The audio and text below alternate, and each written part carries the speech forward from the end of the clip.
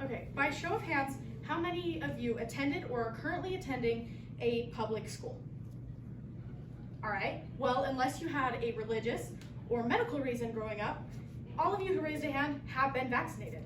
Now, whether you support the vaccination of children when they are little or not, many schools are still requiring some vaccinations because they know vaccines help keep kids healthy.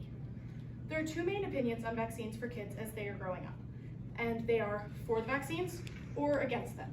Now, there may be some people who have differing opinions, whether they support some and are against others, but normally there's just the two. So people are allowed to have their own opinions on vaccines for their kids. They should take into consideration that medical professionals support these vaccines, and why would they do that if they were bad for you? Those who are for the vaccines may or may not be educated on why they are so essential to their child's health. Many people get their kids vaccinated just because the doctor says they should, or because many other people get their kids vaccinated, or because they were vaccinated as children.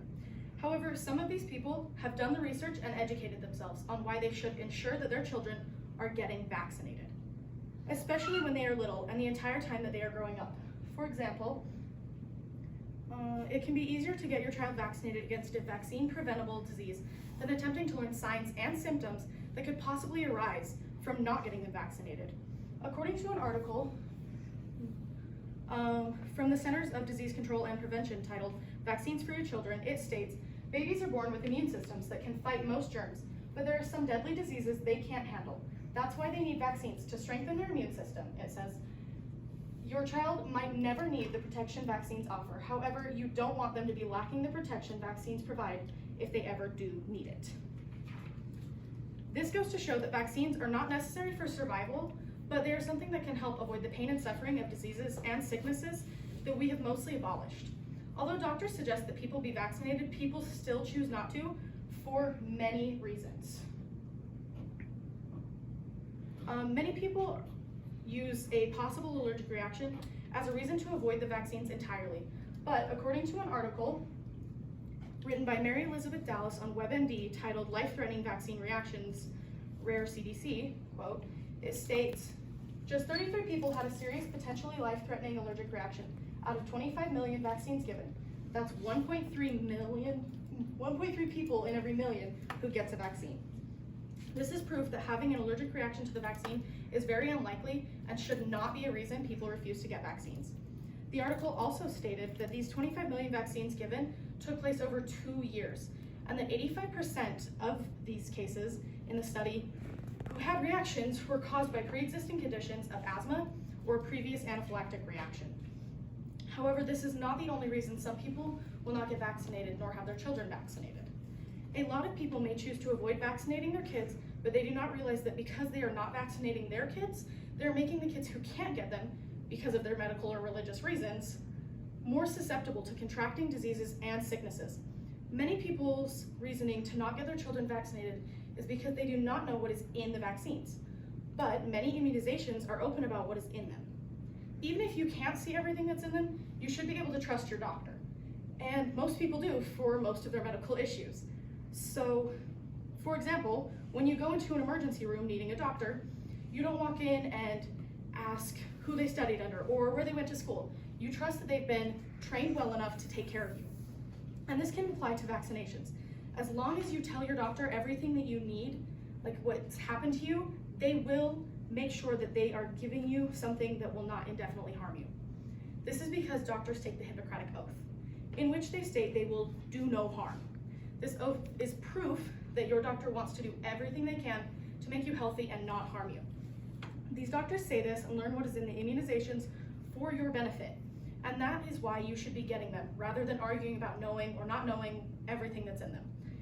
If a person did want to know what all was in the immunizations and they found out, they would still not know what to do with that information unless they had a medical background extensive enough to draw correct conclusions.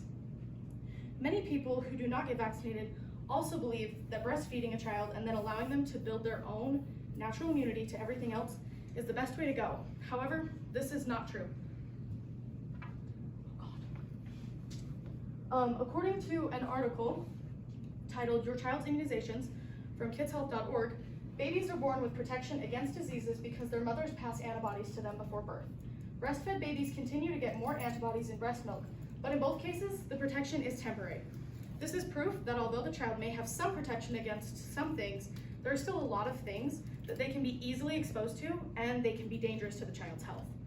Not getting your child vaccinated is much more dangerous to their health than possibly having a reaction or a much milder version of what the vaccine is trying to prevent.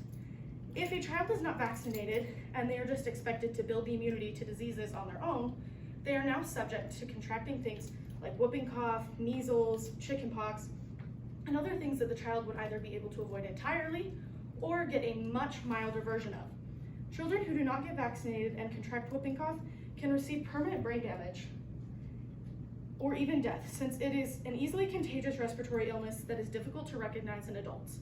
It is hard to detect because they would have a mild cough without a fever, but it can be deadly to babies and toddlers.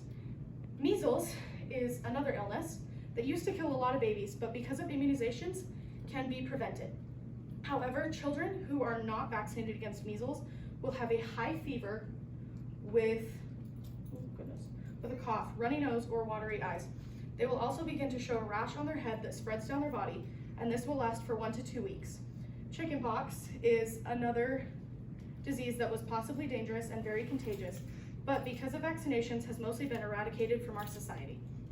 If an unvaccinated child was to contract chickenpox, they would have a fever, headache, stomach ache, and they would feel tired. The child would also develop a skin rash that is bumpy and blisters easily, and they would feel tired.